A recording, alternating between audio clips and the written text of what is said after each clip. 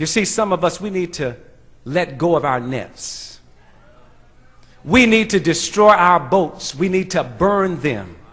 God has delivered us, but when things don't go well in the church, we want to go back to fishing. Back to where the Lord brought us from. But he wants to take us higher. And so he shared with them. He said, here is Caesarea Philippi, the colonnade, the markets, people from all around the world.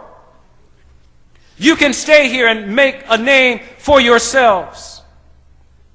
But that day, Jesus had a question that he wanted to ask them. He said, whom do men think that I am?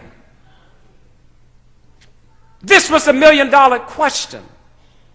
After 3.5 years, he wanted to know how they felt about him. Ladies, if you're dating a man for 3.5 years and cooking and buying and dressing up and running up your card to get a new suit for every Sabbath and he hadn't asked yet,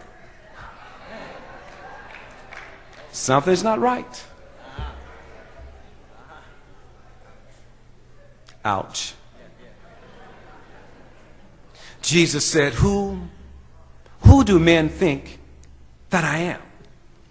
Now, this is the good part of the story. Jesus is about to die, and he says, you've been with me. What do you think? They said, well, Lord, some say that you're like, Elijah. Popular, opinions. Or some say that you are like Jeremiah or even one of the prophets. They were looking, there's Fox News, CNN, ABC News. They have all of these opinion polls. And so they decided to share with Jesus, what the people thought. But Jesus said, but what do you think about me? You see, you can tell people about Jesus on your job. You can tell people about Jesus in this community. But what do you think about Jesus? Do you reflect his character when you're at home? The type of music you listen to? The things that you say to people? And I've discovered that some people don't have a mind because they've given everybody a piece of their minds. And that's why they don't have a mind. Jesus said, but what do you think about me? Simon Peter, the sanguine, stood up and said, you are the Son of God. The Son of God.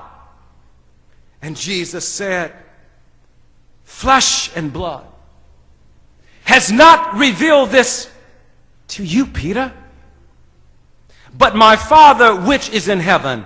You are just a small rock, as your name indicates. However, the rock on which I will build my church is the truth. Jesus is that rock.